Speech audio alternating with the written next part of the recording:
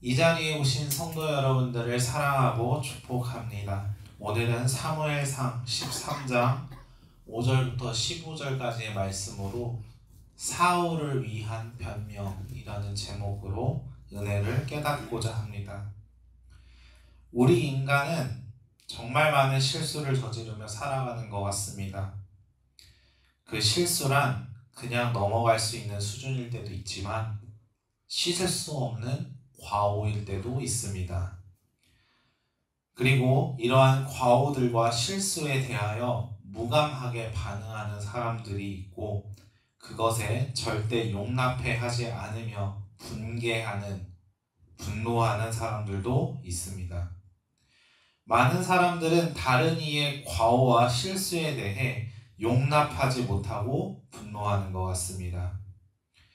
저도 한때 그러한 사람들과 함께 다른 이의 과오, 실수에 대해 분노하고 목소리를 낸 적이 있었습니다. 상식적으로 하지 않을 행동이라고, 납득되지 않는 행동이라고, 말도 안 되는 모습이라고 분노하며 손가락질하고 과오를 저지른 사람을 향해 공격하기도 했습니다. 그러던 어느 날 그러한 과오를 저지른 당사자가 제가 된 적이 있었습니다. 과오를 저지르면서 제가 다른 이들에게 했던 비난과 공격을 고스란히 저 스스로가 받았습니다. 저는 그 과오와 실수에 대해 죄책감과 책임감을 느꼈지만 동시에 비난과 손가락질에 대한 분노와 억울함, 슬픔도 느끼게 되었습니다. 그러한 과정 속에서 문득 우리 인간의 과오와 실수에 대한 근본적인 문제에 대해서 고민하기 시작했습니다.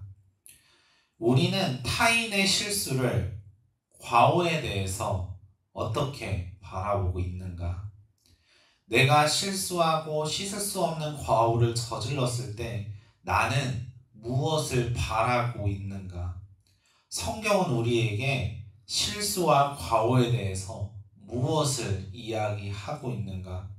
그런 고민의 응답을, 단서를 사울을 통해 찾을 수 있었습니다. 오늘 본문의 말씀은 사울의 실수를 보도하고 있습니다. 사울이 왕이 된 지 2년쯤이 됐습니다. 블레셋 사람들이 이스라엘 사람들과 싸우기 위해 많은 병사들을 이끌고 왔습니다. 어마어마한 군사력을 본 이스라엘 백성들은 겁을 먹기 시작합니다. 압도적인 위용에 두려움에 떨며 절박하여 굴과 숲을, 바위 틈, 은밀한 곳에 숨기 시작합니다. 전쟁하기 전 이스라엘 백성들은 하나님께 번제를 드려야만 했습니다. 문제는 번제를 드리기 위해선 사무엘이 와야 했는데 사무엘이 아직 도착하지 않았습니다. 이스라엘 백성들은 블레셋의 군사력 앞에 겁을 먹으며 숨다가 번제가 드려지는 것이 늦춰지는 것을 보고 하나 둘 흩어지기 시작합니다. 사울은 막강한 군사력을 가진 블레셋의 위용과 흩어지는 이스라엘 백성들을 보고 조급한 마음에 자신이 직접 번제를 드리게 됩니다. 문제는 번제를 드리는 것이 끝나자마자 사무엘이 도착한 것입니다. 사무엘은 사울 왕을 향해 질타합니다. 왕이 행하신 것이 무엇입니까? 왜 먼저 번제를 드린 겁니까? 사무엘은 사울을 향해 추궁합니다. 사울이 이때 변명합니다. 백성은 내게서 흩어지고 당신은 정한 날 안에 오지 아니하고 블레셋 사람은 믹마스에 모였음을 내가 보았으므로 이에 내가 이르기를 블레셋 사람들이 나를 치러 길갈로 내려오겠거늘 내가 여호와께 은혜를 간구하지 못하였다 하고 부득이하여 번제를 드렸나이다. 상황에 겁을 먹었고 하나님께 은혜를 구하긴 해야 하는데 예배 집례자는 아직 오지 않았고 급박하게 돌아가는 상황에서 사울은 부득이하게 어쩔 수 없이 번제를 자신이 드리게 되었다고 변명합니다. 그의 변명을 들은 사무엘이 말합니다. 왕이 망령되이 행하였습니다. 왕은 하나님의 명령을 지키지 않았습니다. 왕의 나라는 길지 못할 것입니다. 이 사건을 기점으로 사울은 점점 쇠하는 길, 신앙적으로 하락하고 인간성을 잃어가기 시작합니다. 우리는 사울의 이러한 모습을 보면서 이런 생각을 합니다. 믿음이 없는 사람, 말씀에 순종하지 못한 사람, 하나님께 버려진 사람, 실패한 왕, 닮으면 안 되는 왕, 믿음의 사람 다윗과 비교되는 사람. 저 또한 그렇게 사울을 읽어왔고 이해해왔습니다. 그런데 제가 사울과 같이 과오를 저질러 보니, 사울과 같이 실수를 해보니 사울 왕의 심정이 이해가 가기 시작했습니다. 그리고 마음이 아팠습니다. 나를 보는 듯 했습니다. 그래서 생각하기 시작했습니다. 왜 사울은 그런 실수를 저지르게 된 것일까? 나는 왜 그러한 과오를 저질렀던 것일까? 하나님께 물었습니다. 하나님, 저는 언제부턴가 사울처럼 믿음도 없고 말씀에 순종도 못하고 하나님께 버려지고 실패한 사람처럼 절망감에 전락해버렸습니다. 하나님, 큰 과오로 사람들에게 손가락질 당하는 사람이 되어버렸습니다. 저는 왜 그런 과오를 저지르게 된 것일까요? 하나님, 저 이런 실수하기 싫었는데 왜 또 이런 실수를, 과오를 저지르게 된 것일까요? 그때 하나님이 한 말씀만 하셨습니다. 성현아, 너는 무엇이 두렵니? 그때 깨달았습니다. 아, 용기가 없었구나. 용기가 없었기 때문에 사울과 같이 과오를 저질러 버렸구나. 이러한 깨달음으로 사울 왕의 모습을 보니 사울 왕의 용기 없음이 보이기 시작했습니다. 당장 자기에게 닥친 문제, 닥친 상황으로 인하여 조급한 사울은 두려웠습니다. 그 문제가 당장이라도 자기를 덮쳐와서 자기의 숨통을 조여와서 당장이라도 자기를 끝낼 것 같다라는 그 두려움. 사울은 그 두려움 앞에 용기를 낼 수 없었습니다. 그래서 우리는 깨닫습니다. 올바른 삶을 살기 위해선 용기가 필요하겠구나. 잘못된 유혹에 거절할 수 있는 용기. 내 삶을 파괴하고 나를 위협하는 거대한 문제 앞에서 두려워하지 않을 용기. 그리고 내 잘못과 과오에 변명하지 않고 사과할 수 있는 용기. 그 용기가 있어야 올바른 삶을 살 수 있겠구나 생각이 들었습니다. 우리는 두려움이라는 것에 굉장히 취약합니다. 두려움이 다가올 때마다 잘못된 유혹들이 다가오고 그 유혹에 쉽게 빠집니다. 그리고 빠진 유혹에 의해 다시금 두려움이 찾아올 때 변명할 수밖에 없는 것 같습니다. 이러한 삶을 살지 않기 위해선 용기가 필요하겠구나. 용기가 있어야 그러한 삶을 살지 않을 수 있는 올바른 삶을 살 수 있겠구나 라는 깨달음을 얻습니다. 그리고서 다시금 생각했습니다. 그렇다면 우리는 한 인간의 용기 없음에 대해 분노할 수 있는가? 그 용기 없음을 탓할 수 있는가? 용기 없음으로 인해 잘못된 유혹에 빠진 사람들을 향해 우리는 과연 손가락질하고 비난할 수 있는가? 그런 생각을 하며 오늘의 본문을 보다 보니 하나님이 직접 사울의 모습을 향하여 말씀하신 부분이 없다는 것을 알았습니다. 13장 이후 점점 하나님과 멀어져가는 모습을 보시며 후회하신다는 말씀은 15장에서 등장합니다. 하나님은 인간의 용기 없음에 대해 분노하셨을까? 용기가 없다는 이유만으로 사람을 버리실까? 만약 그렇다면 사울 왕이 너무나도 불쌍하고 안타깝게 느껴집니다. 하지만 우리는 알고 있습니다. 우리는 하나님께서 우리를 절대로 포기하지 않으시는 분이라는 것을 우리는 확신합니다. 그렇게 고백하고 그렇게 경험했습니다. 우리가 낙담하고 절망하는 과오를 실수를 저질러도 하나님은 우리를 일어서게 하신다고 믿습니다. 다시금 힘을 주신다고 확신합니다. 우리도 사울과 같은 실수를, 과오를 저지를 때가 많습니다.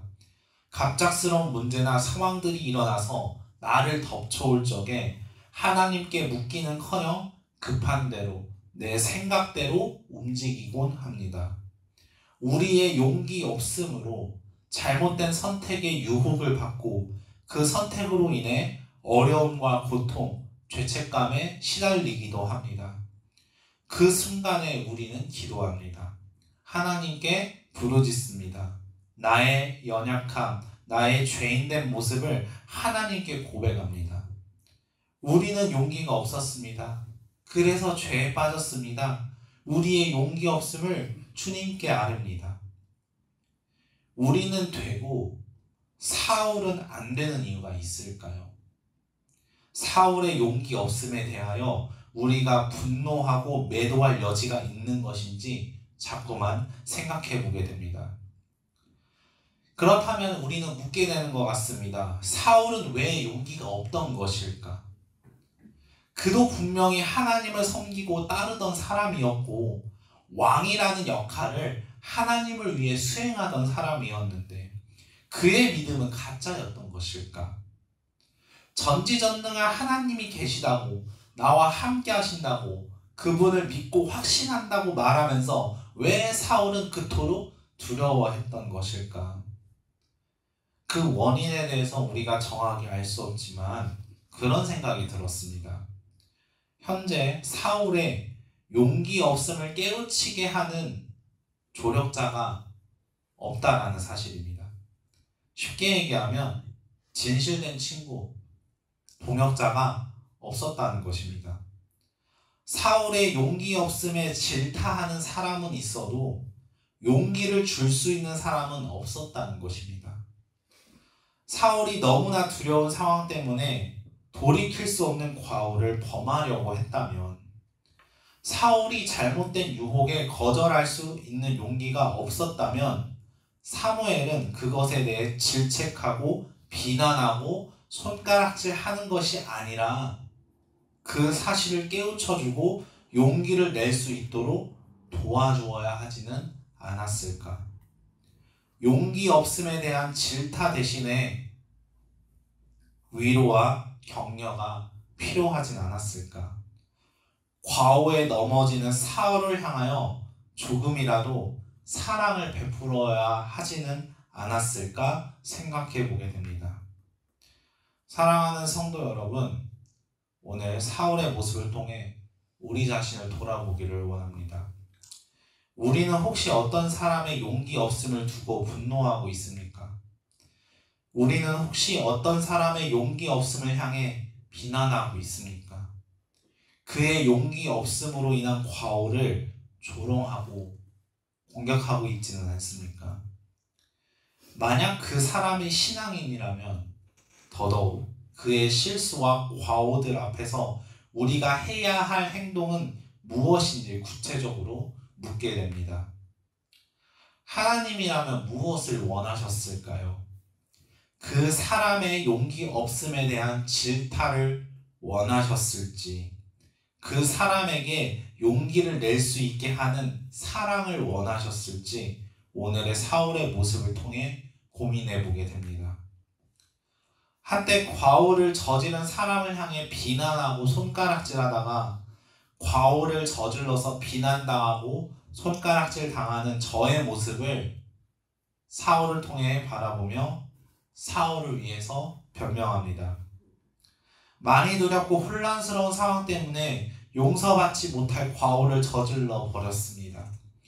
과오라는 것을 스스로 알고 있습니다. 앞으로 벌어질 일들이, 문제들이 너무나 무섭습니다. 나를 도와줄 사람을 찾습니다. 용기가 나질 않습니다. 이겨내고 싶은데 두려워서 도망치고 싶습니다. 나를 도와주세요.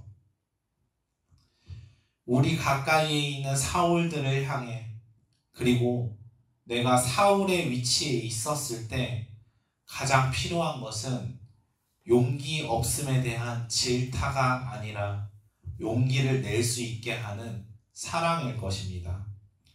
사랑하는 성도 여러분, 내 주변에서 다 손가락질해도 그의 용기 없음을 두고 손가락질하기보다는 용기를 줄 수 있는 사랑을 베푸는 자들이 되기를 축복합니다.